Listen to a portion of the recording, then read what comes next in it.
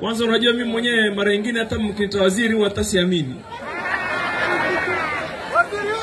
Wallahi AJ, wacha nikupe story. Nikiitwa waziri kwanza usigeuke haraka. Nasema mimi bado ninalala nini? Ama nishamka? Manake mimi ni waziri wa Ruto ama muelewi? Mimi ni waziri wa William Samoei Ruto. Wewe niambie wewe na wewe kwa unafikiria mimi nitakuwa waziri wa Ruto? Alhamdulillah.